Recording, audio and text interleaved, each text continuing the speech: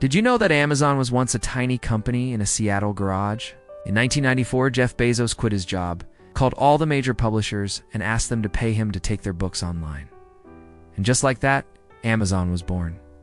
But Bezos had a secret weapon that no one else had: a relentless focus on the customer experience. While everyone else was trying to build the biggest, flashiest website, Bezos was optimizing for just two things. How could he make customers feel like they were visiting a real bookstore? And how could he make it easy for them to buy more stuff? And it worked. Amazon became the go-to place for online shopping. But Bezos didn't stop there. He took the same approach to cloud technology, entering a market dominated by IBM and Oracle. But he undercut them all with a simple, cheap, easy-to-use product called AWS. Today, Amazon controls more than half of the online shopping market.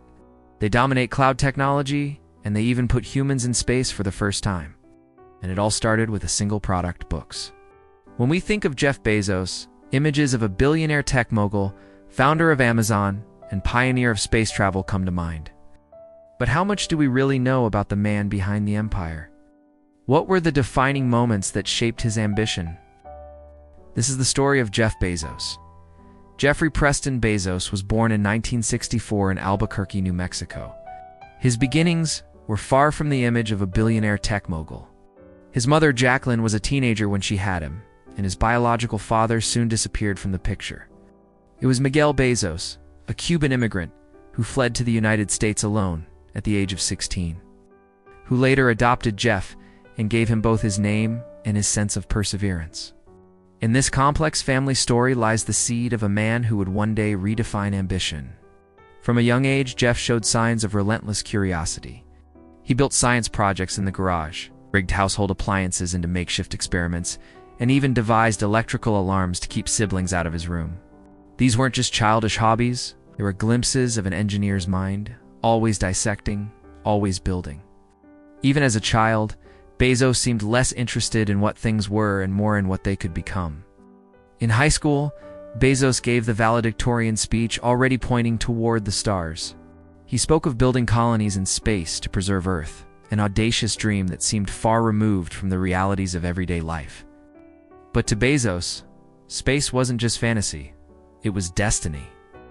While most teenagers dreamed of cars or music, Bezos envisioned futures where humanity expanded beyond its limits. That dream carried him into Princeton University, where he studied computer science and electrical engineering. His brilliance earned him lucrative offers on Wall Street, where he quickly rose in the world of finance. By his early 30s, Bezos was working at the hedge fund D.E. Shaw, earning prestige and security. Yet even then, a single statistic, the fact that the internet was growing at 2,300% a year, unsettled him. He knew he was staring at a once-in-a-century opportunity. The idea of selling books online wasn't born out of romance for literature. It was pure strategy. Books, unlike most goods, existed in virtually unlimited varieties, yet no single store could stock them all. The internet could. Bezos saw this as a starting point, not an end point. Books were the wedge. The vision was the everything store. Quitting his job wasn't easy. Friends and colleagues thought he was insane. Why abandon Wall Street to secure a prestigious path for the uncertainty of e-commerce, a field that barely existed? But Bezos had a personal framework for decision-making, called the regret minimization framework. He asked himself, at age 80, would he regret not seizing the chance to ride the internet wave? The answer was clear. He had to leap. And so in 1994, Jeff and his wife Mackenzie drove across the country from New York to Seattle. On that road trip, he drafted the business plan for what would become Amazon. With a garage as headquarters, a handful of employees, and his parents' life savings invested, Bezos began a journey few believed in. He wasn't just starting a company, he was daring to bend the future. In the summer of 1995, Amazon officially went live.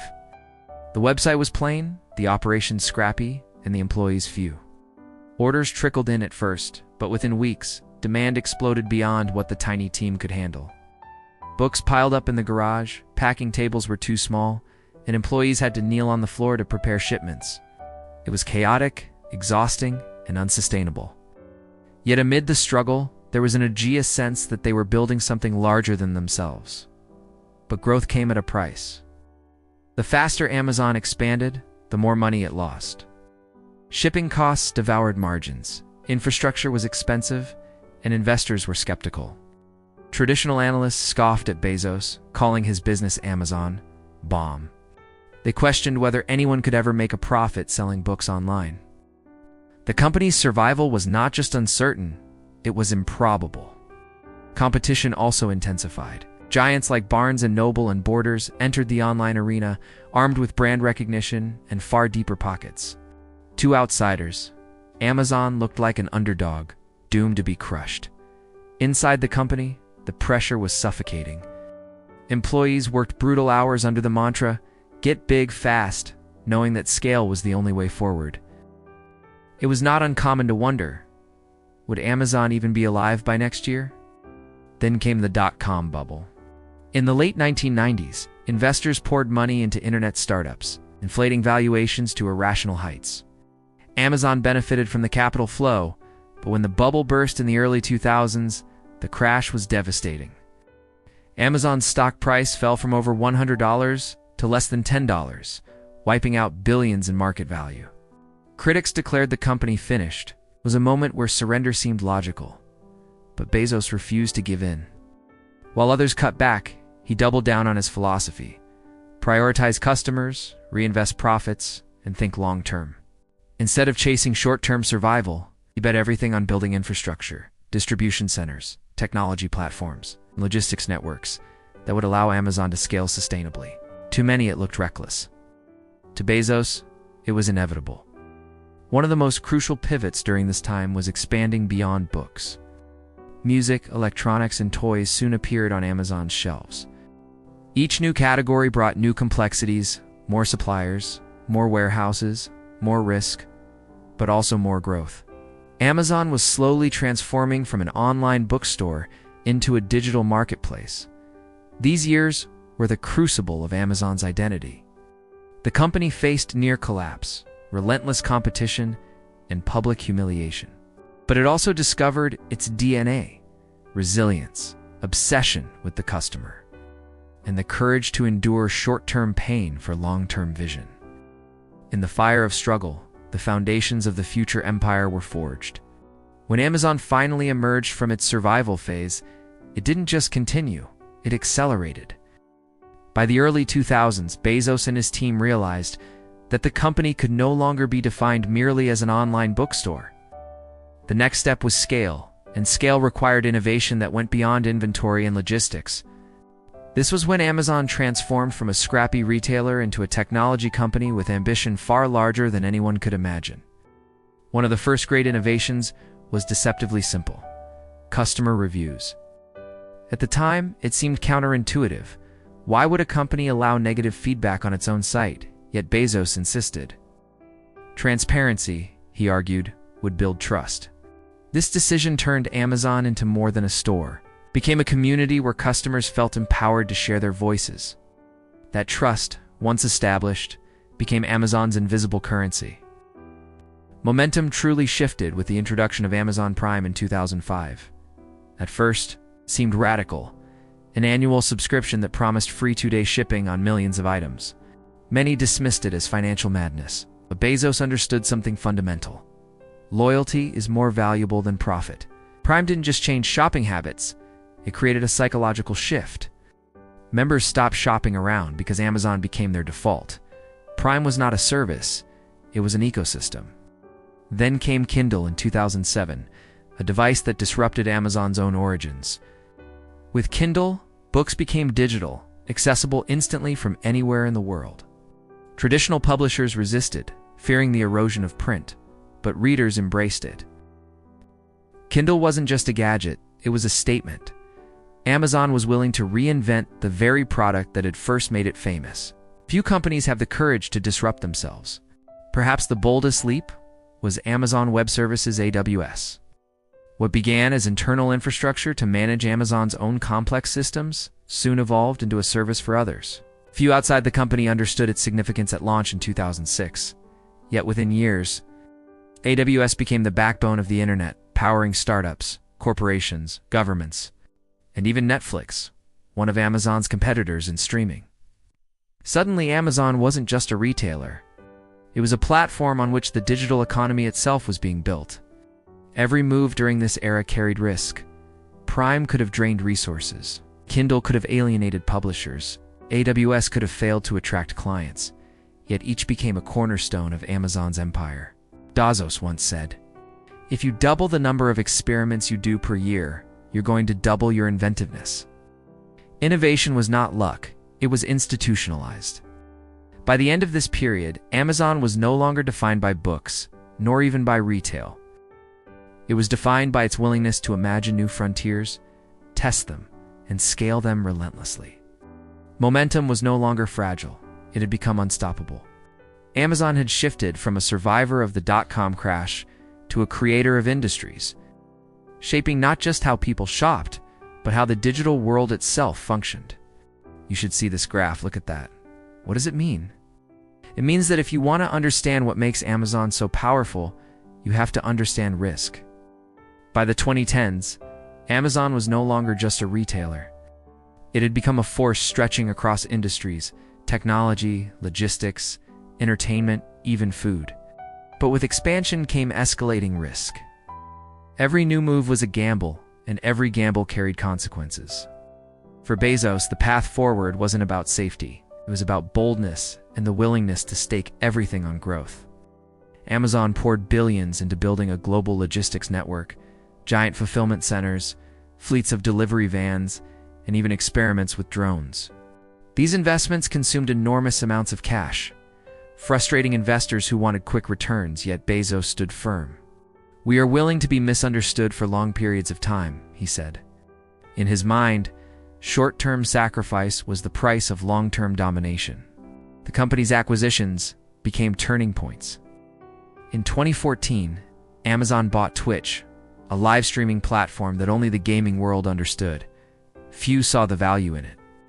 Many questioned the move, but Twitch would later prove pivotal in digital entertainment and culture. Then in 2017, Amazon shocked the retail world by buying Whole Foods for $13.7 billion. Suddenly, Amazon wasn't just online. It had a physical footprint, blurring the lines between digital and real-world commerce. With every expansion, the risks multiplied. Groceries had thin margins. Streaming required endless investment in content. International growth meant regulators, cultural differences, political backlash. And then there were outright failures like the Fire Phone, a high-profile flop that cost hundreds of millions. But Bezos shrugged it off, called the Fire Phone a bold bet that paved the way for Alexa and Echo. In his philosophy, failures weren't losses, but tuition for success. Risk also appeared in how Amazon managed its workforce. Rapid expansion meant hiring hundreds of thousands of employees worldwide, but also brought scrutiny about working conditions. Reports of grueling warehouse shifts and constant surveillance threatened to tarnish Amazon's image. As the company scaled, its human costs became harder to ignore. Growth came at a price, not only financial, but social. Still, Bezos believed that the greater danger was stagnation. He often warned employees about the Day 2 company, a business that stops innovating and slowly dies. For him, risk was oxygen. Without it, Amazon would suffocate. This mindset created a culture where experimentation wasn't optional, but essential. By the end of this era, Amazon had become both admired and feared. It was vast, diversified, and resilient, but also stretched thin, controversial, and exposed. Expansion had propelled it into new heights, but also into new dangers. The empire was powerful, but the higher it rose, the further it could fall. This is a story about power. See, when we think of powerful companies, we think of empires like Microsoft or Apple, companies that dominate their markets and shape our digital lives. But their power isn't just about the products they make or the services they provide. It's also about something more intangible, their ability to take risks, to venture into new territories and topple existing giants. That's why the most powerful companies are often the most controversial. They challenge the status quo, disrupt industries, and force regulators to take notice. To be powerful in business means not just succeeding, it means dominating. But the question is, what does it take to get there? With great power comes great scrutiny. As Amazon rose to dominance, it inevitably attracted not only admiration, but also fierce criticism. The company, once celebrated as a scrappy innovator, was now accused of being a monopoly that crushed competition, exploited workers, and evaded taxes. In many ways, Amazon had transformed from the underdog of Silicon Valley into the empire everyone feared. The first wave of controversies centered on working conditions. Investigative reports revealed warehouse employees walking miles each day under strict time pressure, monitored by algorithms that dictated their every move. Ambulances were allegedly stationed outside during heat waves, waiting for workers who collapsed. Critics argued that Amazon had turned human beings into cogs in a machine optimized for speed. For Bezos, efficiency was survival, but for workers, it sometimes felt like sacrifice. Another storm came from small businesses and publishers. Many accused Amazon of bullying tactics, using its dominance to pressure suppliers, undercut rivals, and manipulate pricing. When Amazon temporarily removed certain publishers' books from its store during contract disputes, it wasn't just a negotiation tactic. It was a display of raw power, showing that one company controlled the gateway to readers worldwide. To some, Amazon was no longer a marketplace. It was the market. Tax avoidance became another lightning rod. Across Europe and the United States, lawmakers accused Amazon of exploiting loopholes to minimize taxes while benefiting from public infrastructure. The optics were troubling. A trillion-dollar company contributing relatively little to the societies in which it thrived. Governments began investigating and antitrust lawsuits loomed on the horizon. The bigger Amazon grew, the more it became a political target. Controversy also emerged with technology. Alexa devices raised alarms about surveillance, privacy, and data collection. Critics warned that Amazon was building not just a shopping empire, but an invisible listening network inside millions of homes. For a company obsessed with knowing the customer, the line between service and intrusion grew dangerously thin. The question lingered: was convenience worth the cost of privacy? Then came moments of crisis. The COVID-19 pandemic tested Amazon like never before. On one hand, the company became a lifeline, delivering essentials when the world shut down.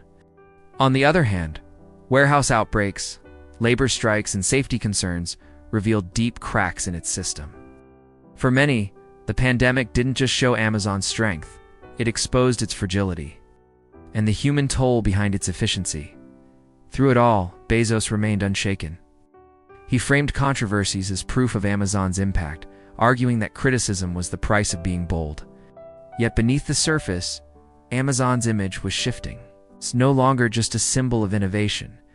It was now a lightning rod for debates about capitalism, inequality, and the ethics of technology. In the story of Amazon, growth and scandal were inseparable, two sides of the same coin. The everything store did not stop at being the everything store. That's 1 minute. In the early 2010s, Amazon quietly dropped a plan to become the back end of the entire internet. It was such a big idea that the company's original name didn't make sense anymore. So they changed it to Amazon.com, dropping the dot after the word web, because by the 2010s everybody knew they were the web. The transformation began with the launch of Amazon Web Services in 2006, a humble side experiment to sell computer power and storage to developers. But AWS, as it was called, quickly became the hidden backbone of modern business. Netflix, Airbnb, NASA, governments, and even startups relied on Amazon's cloud to operate. At first, it seemed like a logical extension of Amazon's retail business. Why not use the company's massive size and logistics expertise to deliver products online? But it turned out to be something much bigger. The real value was in the cloud, not the consumer. And that wasn't just because of the economics. There was something almost magical about it. By selling its infrastructure to everyone, Amazon could position itself in the middle of the entire internet economy. Suddenly, Amazon wasn't just a place to buy things. It was the platform on which other platforms were built. It was the quiet architecture powering the digital age. And then came Alexa. In 2014, Amazon dove headfirst into artificial intelligence, betting that voice could be the next great computing interface. The same year, they bought Whole Foods, signaling their ambitions to disrupt not just online retail, but brick and mortar too. In many ways, Whole Foods represented the future of Amazon, a physical business powered by the company's digital expertise. From there, Amazon entered healthcare, logistics, entertainment, and even space, with Bezos channeling his personal fortune into Blue Origin. His dream of making humanity multiplanetary, each move felt less like expansion and more like colonization. Amazon was not just competing in industries, it was rewriting the rules of how those industries operated. But colonization always carries costs. Amazon's scale drew global scrutiny. Governments questioned its tax practices. Labor activists challenged working conditions in its warehouses, and regulators raised alarms over its monopolistic power.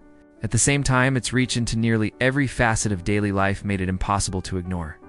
In 2021, Jeff Bezos stepped down as CEO, passing the torch to Andy Jassy, the very leader who built AWS. It was more than a change in management. It was a symbol of the end of an era. For better or worse, Amazon had become an institution, a system larger than any single person. Today, Amazon is no longer just a company. It's a mirror reflecting society's hopes and fears about technology and capitalism. Can a company that touches nearly every aspect of modern life still evolve without fracturing under its own weight? The modern era of Amazon is less about explosive growth and more about legacy, resilience, and reinvention.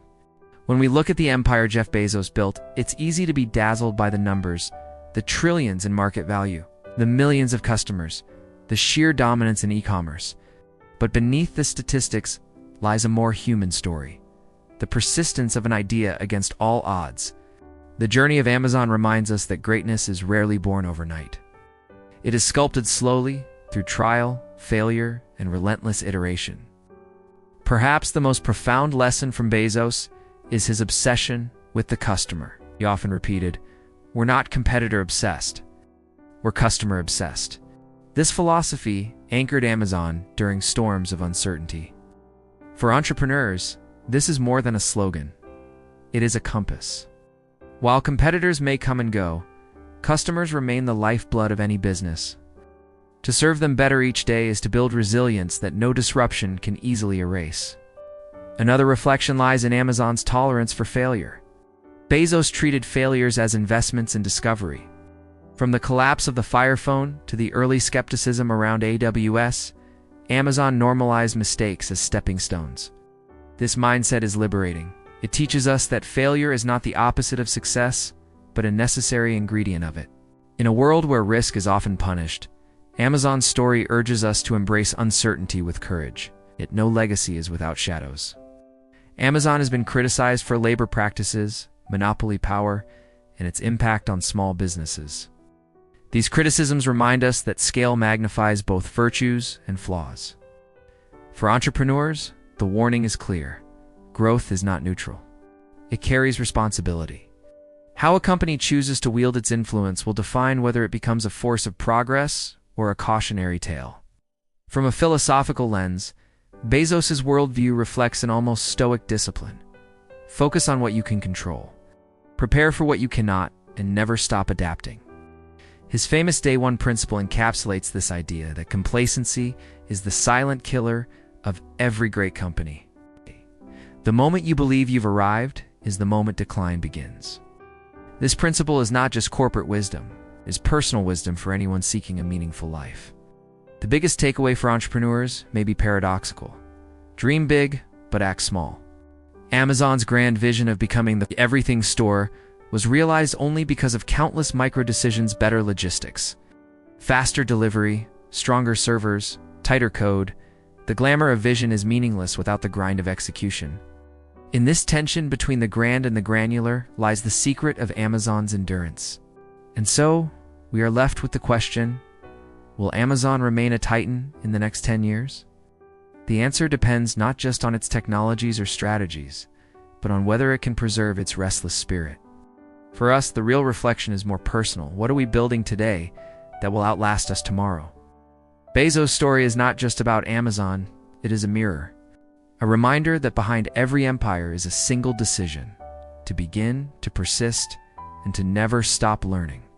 The story of Jeff Bezos is more than just a tale of wealth or power. It's a journey from a modest beginning to monumental success.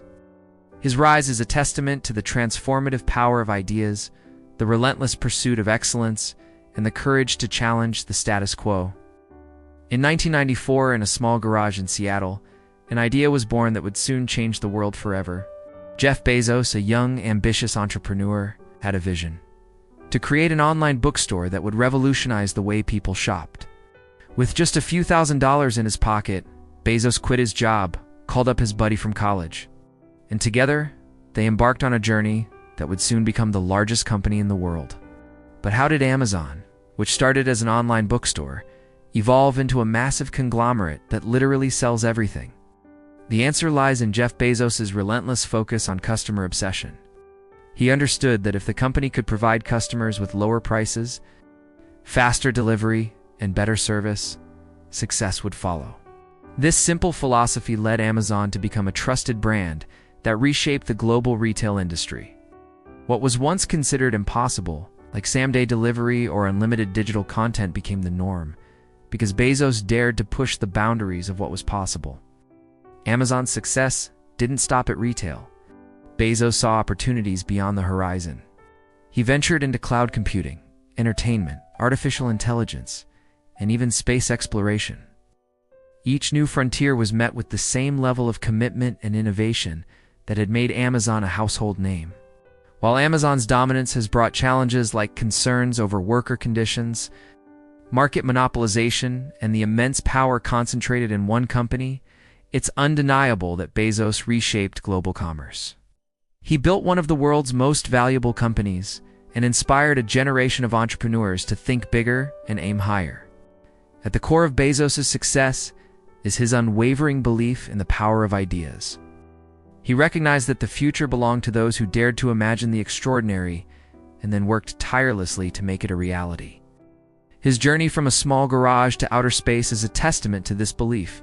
Through Blue Origin, his space exploration company, Bezos envisions a future where millions of people live and work in space. As we reflect on the story of Jeff Bezos, we are reminded that greatness is not achieved by following the ordinary path, but by daring to imagine the extraordinary and then working tirelessly to make it real. His journey from a small garage to outer space is a testament to the power of dreams and the importance of staying true to your vision. For entrepreneurs and dreamers worldwide, the story of Jeff Bezos serves as a guiding light, showing us that with passion, persistence, and a willingness to embrace the unknown, we too can turn our dreams into reality. Thank you for watching. And if you liked the video, please don't forget to share it with your friends and family. We would greatly appreciate it.